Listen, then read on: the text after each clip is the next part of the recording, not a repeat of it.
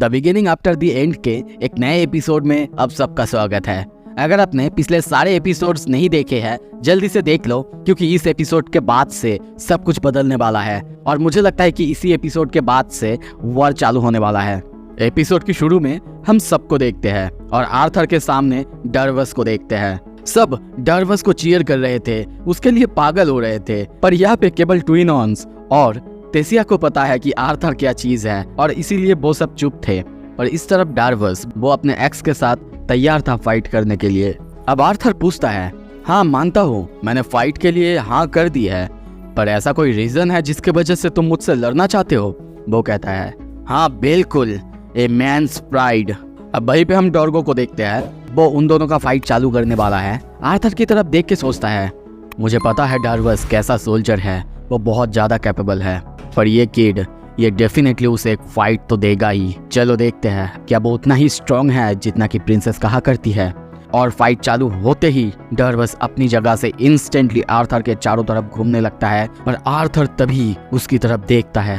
उसकी आंखों को देख के डर्वस को डर लग जाता है, वो पीछे हट जाता है और ये देख के बाकी सब उसे चिढ़ाने लगते हैं। उसे बहुत गुस्सा आ जाता है। पर इस तरफ कियारा और स्टार्न्स, उन दोनों को ये थोड़ा सा अजीब लगता है। स्टार्न्स सोचता है, अरे ये क्या हो रहा है, मुझे पता है डर्वस कैसा सोल्जर है, वो कितना एग्रेसिव और कितना कैपेबल सोल्जर है, और उसके चेहरे पे ऐसा डर इससे पहले मैंने कभी नहीं देखा। डर्वस ये डरा हुआ है और तभी फिर से चिल्ला के आर्थर के ऊपर हमला करने के लिए आगे बढ़ता है। अब देखते हैं वो दोनों एक दूसरे के साथ फाइट कर रहे थे, पर यहाँ पे आर्थर लड़ ही नहीं रहा था, बस डॉज करे जा रहा था। पर तभी डर्वस उसे एक मारने आता और वो एक सीधा पंच उसके पेट पे मारता है, जिसकी वजह से उसकी हालत बहुत ज़्यादा ख़राब है। और इस तरफ डर्वस को अब रियलाइज़ हो चुका था कि आर्थर का रिएक्शन कितना ज़्यादा फास्ट है। यहाँ पे एक असली मॉन्स्टर अगर कोई है तो वो है। और तभी वो एक पत्थर को उसकी तरफ फेंकता है, पर आर्थर आसानी से एक पंच में उस पत्थर के टुकड़े टुकड़े कर देता है। डर्वस उसके पीछे से उसको हमला करता, पर तभी आर्थर इंस्टेंटली वहाँ से हट जाता है और अब बॉडी के चारों तरफ अलग अलग पॉइंट्स पे मारने लगता है। डर्वस को कुछ भी समझ नहीं आ रहा था, पर तभी कुछ देर बाद फाइट खत्म हो चुका है। डर्वस हिल नहीं पा रहा था, उसे कुछ भी समझ नहीं आ रहा था और इंस्टेंटली वो वहीं पे गिर जाता है। किसी को समझ नहीं आया यहाँ पे क्या हुआ, पर तभी कियारा कहती है, ये तो माना फ्लो रिपेयरिंग है। स्टार्न कहता है, क्या?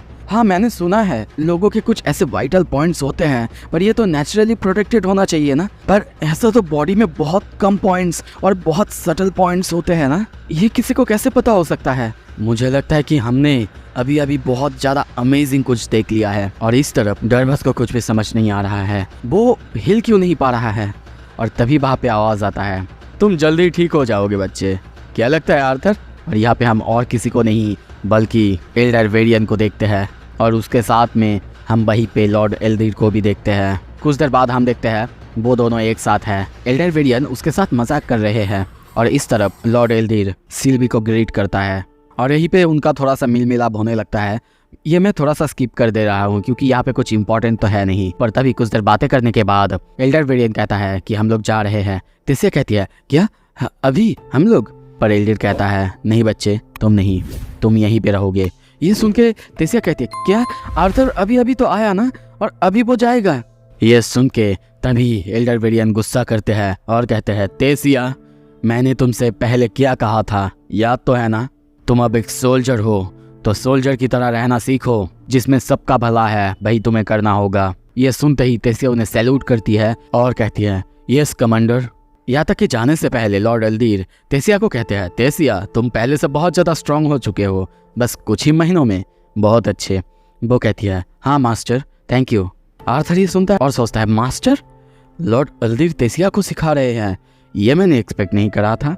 और कुछ ही देर बाद वो अब टेंट से बाहर आके जा रहा था उनके साथ और वो स्टार्न को देख के नोट करता है। स्टार्न उसे देखते ही पता नहीं क्यों सैल्यूट कर देता है और ये देख के डर्वस की फिर से जल जाता है। कुछ देर बाद वो लोग टेलीपोर्टेशन गेट के यहाँ पे है और गेट से एंटर करते ही आर्थर के सामने एक बहुत ही खतरनाक भालू था। पर तभी देखते हैं उसके ऊपर से एली आती है और कहती है, बू, और आर्थर के ऊपर जंप करती है। आर्थर हक करता है पर फिर उसे समझाने लगता है, एली तुम अब बड़ी हो चुकी हो, ऐसे जंप नहीं कर सकते तुम किसी के ऊपर।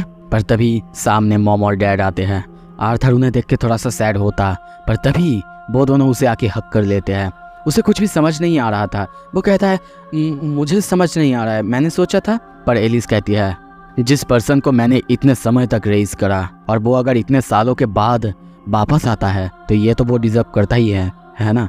और ये करके सबका मेल मिलाप तो बहुत अच्छा हो जाता है। पर तभी एली कहती है भैया आप बू के बारे में नहीं पूछेंगे। आर्थर उसे दिखाते हुए कहता है ओह ये जाइंट डॉग, इसका नाम बू है। ये सुनते ही बू को बहुत ज़्यादा गुस्सा आता है और वो आर्थर के कंधों के ऊपर जोर से हाथ रखता है, जिसकी वजह से वहाँ की जमीन पूरी तरह से टूट जाता है। ये देख के एली भी चौंक जाता है।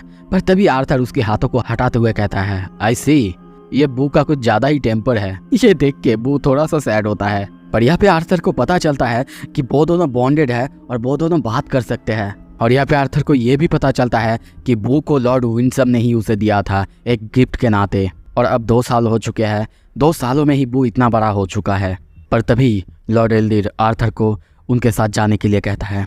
आर्थर अपनी फैमिली की तरफ देख के कहता है पर तभी वो उसे समझाता है देखो आर्थर, तुम्हारी फैमिली वो जिंदा है, पर अब हमें हमारा काम करना होगा ताकि वो और बाकी सब भी जिंदा रहे। और तभी वो उनसे बाय कहते हुए आगे निकल जाता है।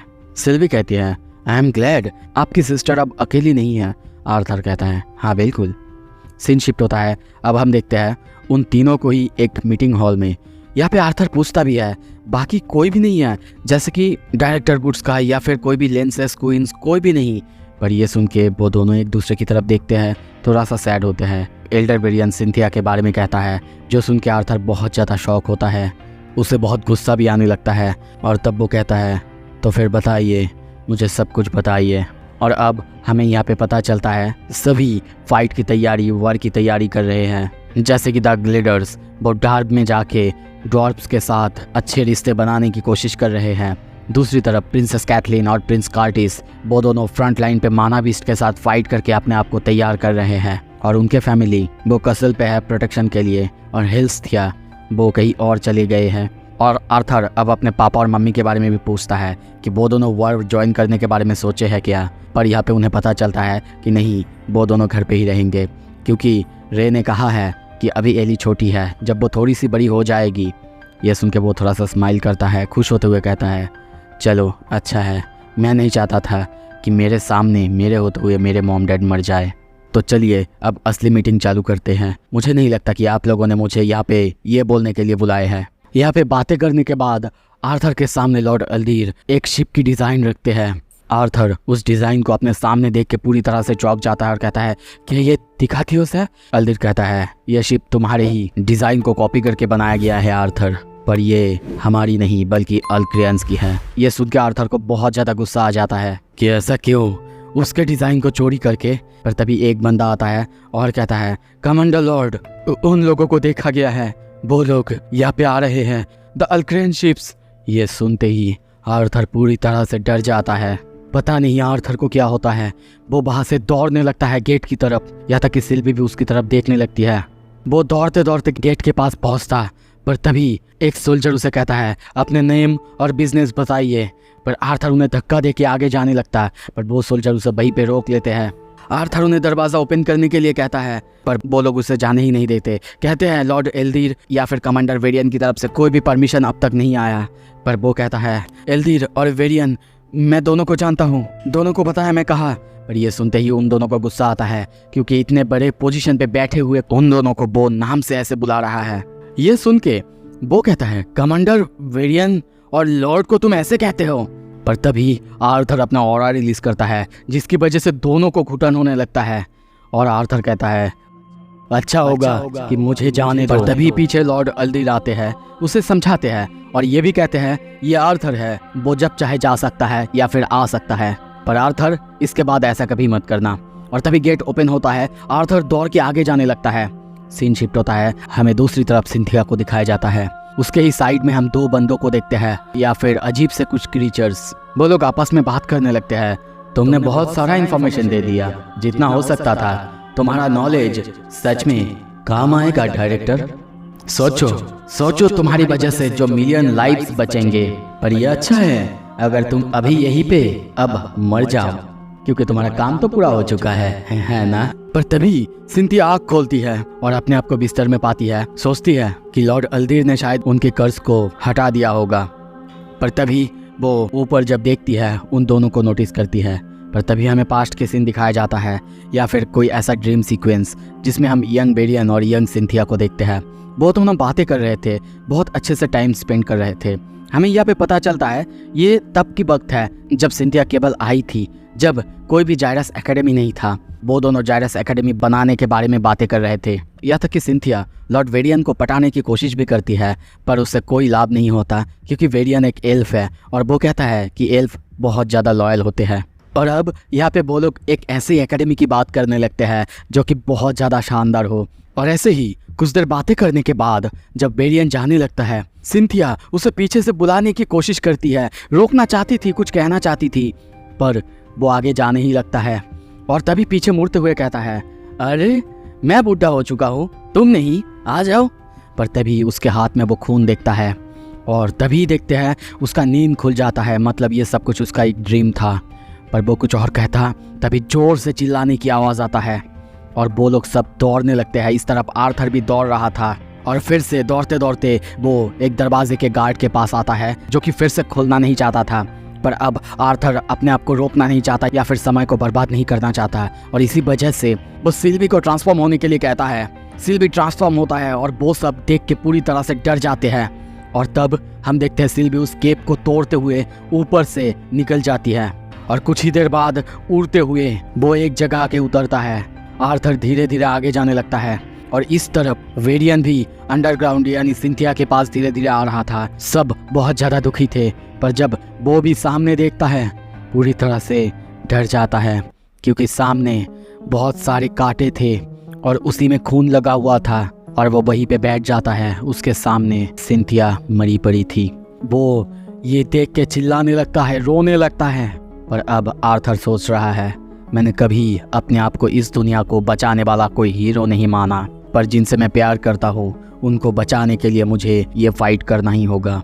पर इतना सब कुछ होने के बाद मेरे पास अब और एक रीज़न है, और एक रीज़न अपने आप को सही ठहराने का मौका, जो मैंने गलती करी है उसको सही करने का मौका। और अब उनके सामने हम हज़ारों शिप्स को आते हुए देखते हैं जिनसे अल्क्रियंस आर्मी यहाँ पे आ रहे हैं। तो फाइनली वॉर अब चालू होने वाला है। क्या आपको वो देखना है? जल्दी से जल्दी सब्सक्राइब करो ताकि डिटेल में आप देख पाओ। Thank you so much, stay tuned.